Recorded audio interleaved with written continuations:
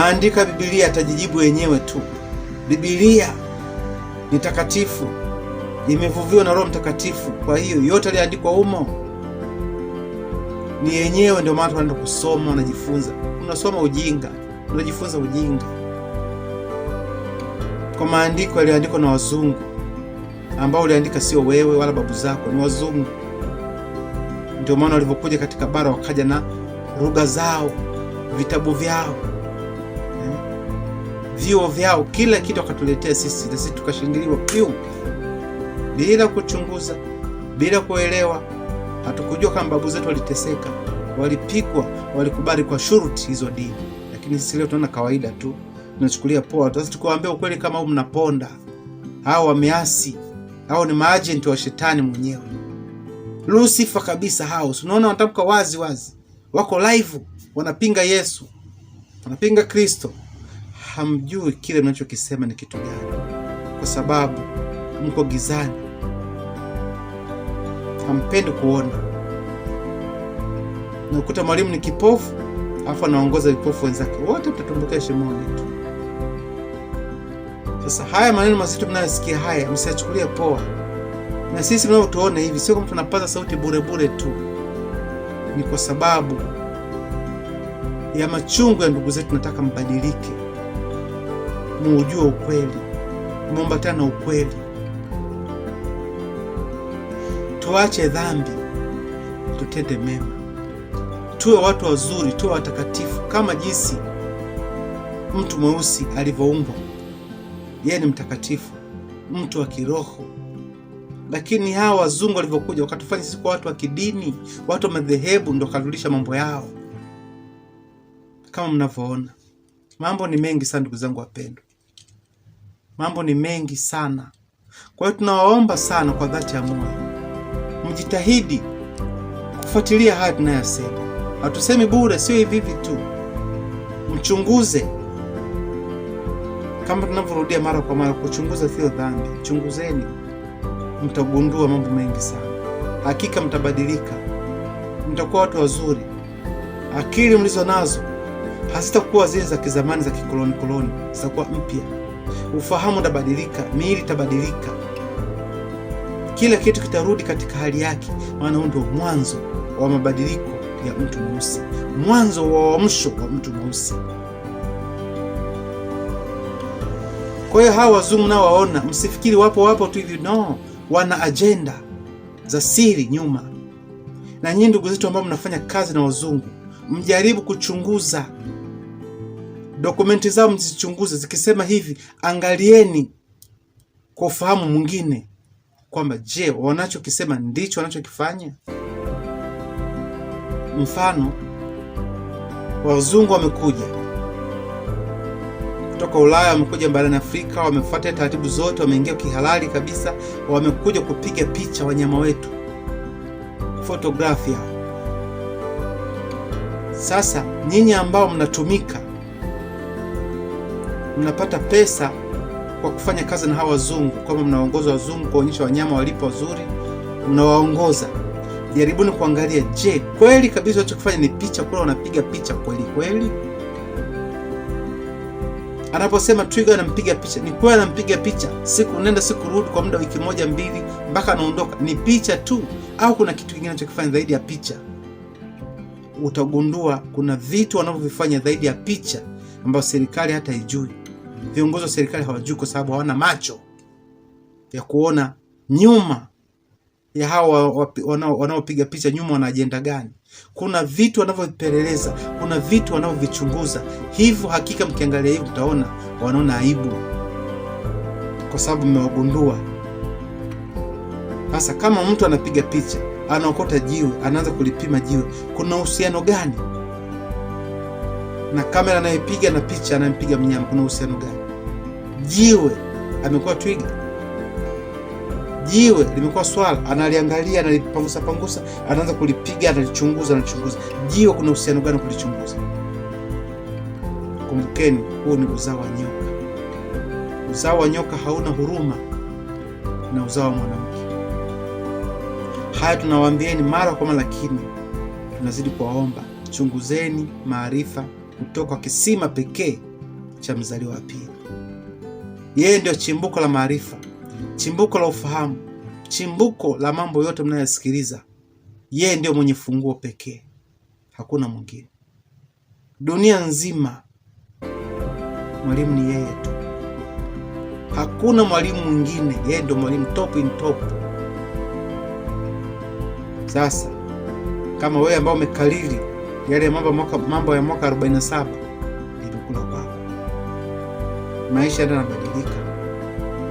Tambua mzaliwa wa pili tunaye duniani yupo katika hali inayoonekana. Yaani hivi ninavyoongea hivi, ninavyopaza sauti hivi, yupo katika hali inayoonekana. Kwa rangi yake ni mweusi, yupo. Sasa fanya hima, ufuatilie habari zake, uchunguze kwa makini kabla hajarudi agizo kula vitu, kwa maana mbegu kama masiara vile, kama utani, lakini tayari yupo. Kumbuka, ni neema kuyafahamu haya tunayowaambieni. Ni neema ya pekee sana kuyasikia, sio bure. Hebu fikiria, mimi ni nani kuongea maneno kama haya? Nimeenda kusoma wapi? Hasa kwa wale wanaonifahamu. Hivi nimechanganyikiwa mpaka naanza kuongea maneno kama haya, kama dunia nzima dini zote ni za uongo, hakuna dini ya kweli hata moja. Mimi ni nani? Mimi ni nani wa kusema Yesu Kristo hajawahi kuwepo? Hiyo ni pepo, ni demon. Sasa wewe mchungaji unasikia haya unasema unaona, si unasikia mwenyewe wanapinga Yesu. Yesu ni mwana wa Mungu, Yesu ni Mungu, anaokoa na ponya. Shabash. Chunguza kuona fini kazi rahisi kuongea maneno mazito kama haya kwa mtu aliyebobea kwa Yesu Kristo. Mwambie Yesu Kristo ni wa uongo, hajawahi kuwepo.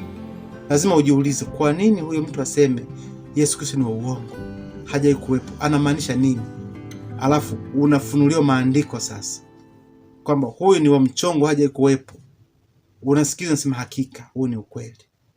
Kwa sababu mzungu sio mpumbavu, mzungu sio mjinga akuletee Yesu wewe. Yesu kwa rangi yake ni mzungu, akuletee wewe, amuigize kwenye sinema yako. Ameigiza vizuri kwenye sinema, afu akuletee wewe kwa gharama kubwa.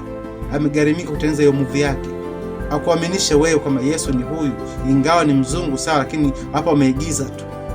Unaona, nafikiri ni bure. Ile picha inakaa katika ufahamu, haitoki. Hata ukisema bwana hamna, ile ni sinema tu, ameigiza tu, huyu ni Dan Bryan tu, huyo mzungu tu kawaida, mcheza movie sawa, lakini kumbuka inakaa kichwani, haitoki. Je, mwanao ukimwonyesha Yesu anaonyesha lugha gani, rangi gani? Sasa kwamba Yesu ni huyu hapa, mzungu anamuona kabisa, anakusondea. Kwa sababu picha inakaa, picha inaongea na haitoki katika ufahamu. Ndio maana amekuja kutuaminisha. Kwani alishindwa kutengeneza picha ya mtu mweusi? Alishindwa kuigiza? Ndio maana kuna sura nyingi, sura ya Yesu nyingi hivi zimejaa. Yesu Kristo sura kibao, ana sura nyingi kwa sababu anajua wanachokifanya. Sasa kwa kipindi hiki ambacho tunaye mzaliwa wa pili, kisha tuamsha. Ni wewe tu, kama unapenda kulala, lala, tena lala salama. Pambana na Yesu wako, koma naye, ufe naye vizuri. Lakini tunakwambia Yesu Kristo hajawahi kuwepo, ni wa mchongo. Ingawa sio mada, lakini ndio hiyo tunawaamsha tu. Amkeni kutoka usingizini. Lengo ni kuambia kwamba mgeni yupo, mzaliwa wa pili 100. Fuatilia habari zake, uchunguze huko. Ujichunguzie wewe mwenyewe kwa ufahamu wako. Utagundua mambo mengi sana. Ndipo utakapogundua kwa hakika tulikuwa kwenye uongo. Na sasa tuko kwenye kipindi cha unabii live katika hali inayoonekana. Mtaambiwa kila kitu kama haya mnayosikiliza, ambao hamjawahi kuyasikia hata siku moja. Iwe kanisani, kwenye mikutano, kwenye mihadhara, yaani kila aina madhehebu, huwezi kuyapata haya. Bali haya yote yametoka kwa mzaliwa wa pili. Yeye peke yake ndio mwalimu pekee anayefunua siri na vitu ambavyo hamjawahi kuvisikia hata siku moja, wala kuviona hata siku moja. Yeye ndiye anavifunua. Sasa unafikiri tunaongea bure bure tu? Unafikiri tumevimbiwa basi tunaanza kuongea tu. Tuna njaa kali tunaanza kuongea tu. Kama hii ni dini mpya imeanzishwa, dini mpya, wao ndio wafuasi wa dini mpya. No, sio hivyo. Sisi kwa upande wa dini wala madhehebu wala, tupo kiroho tu, kuishi maisha yanayotakiwa, maisha matakatifu, maisha ya utakaso, kuachana na dhambi kabisa. Tunajitahidi kwa watu wazuri kila siku kwa watu wazuri, kuachana kabisa na mabaya yote tunayojua, kuachana kabisa na uovu, kwa watu wazuri. Kwa hiyo na sisi ndugu zetu tunawaomba, iweni watu wazuri, fuataneni ukweli, ambataneni na ukweli, tokeni kwenye hizo dini wazote wazungu na damu mchanganyiko. Ni kifo cha kiroho. Hata tunawaambia mara kwa mara, ni jukumu lako wewe tukuchunguza na kufuatilia. Mwisho huu ulimwengu nao uone kuna vitu vingi sana. Usidanganyike na wachungaji wako wa uongo wanaopaza sauti kama msiwasikilize hao ni maajenti wa shetani. Unapoteza muda bure. Sisi tunathibitisha wazi kuwa sisi tunapinga Yesu aliyeletwa na wazungu, aliyeundwa na wazungu, ambaye hajawahi kuwepo, wamemuunda tu. Yapo mambo mengi tukiongea mnaweza mkatuona sisi kama wasazi, lakini kila jambo na wakati wake. Zingatia kufuatilia mafundisho haya ndani ya YouTube, utapata mambo mengi sana, utazinduka. Usianze kubeza, ndio msisikilize kabisa. Unajikumbuka, unajipoteza muda mwenyewe, unajiangamiza mwenyewe. Sikiliza. Kwa nini tunasema Yesu Kristo ni wa mchongo wa uongo aje kuwepo? Kwa nini? Kwa nini tunasema Yesu Kristo ni shetani mwenyewe, demoni kubwa Azazeli? Kwa nini tunasema hivyo? Kuna sababu. Sasa hiyo sababu inabidi uichunguze kwa kufuatilia. Tunaposema Yehova ni shetani mwenyewe, kuna sababu. Mwenyezi Mungu na kadhalika ni shetani mwenyewe ambaye amejificha, tuna sababu. Kwa sababu yale matamanio aliyokuwa nayo, anataka awe sawa na muumba wa kweli, aabudiwe, atukuzwe, asifiwe. Matamanio haya hajayaacha mpaka kesho. Alikuwa nayo, anayo na atazidi kuwa nayo, hajakata tamaa bado. Sasa tuongee lugha ya namna gani? Wao nafikia atakuja hapa ataanza kujionyesha, jamani mimi ni shetani, naomba mniabudu mimi, mtukuze mimi, afengepata mtu. Haya maneno tunarudia mara kwa mara ili mpate kutuelewa. Hawezi kupata mtu. Sasa kama anapenda maabudu na sifa, je, amejificha kwa sura ipi? Wewe mchungaji unayesikiliza na kuangalia, na mimi pia nakuangalia, unafikia atajitokeza kwa sura gani? Amejificha kwa sura ipi? Kumbuka, shetani ni mwerevu, ni mjanja kuliko wote, ana maarifa kuliko viumbe vyote, ana nguvu kuliko viumbe vyote. Hakuna mtu yoyote wala binadamu wa kumweza isipokuwa muumba pekee aliyemuumba. Sasa wewe unajitoa ufahamu kwa kutokujua, unaanza namfunga shetani na kufunga shetani kwa jina la Yesu na kufunga shetani, rudi kuzimu, rudi kuzimu. Kuzimu unapajua, unaposikia shetani is big, powerful, ni strong, na sio kama vile mnavyomuona eti ameana mapembe. No, kwa mujibu wa Mzaliwa pia anavyotuambia, shetani ni handsome boy, si kawaida. Ukimwona hutatamani uondoke, unatamani muangalie muda wote tu.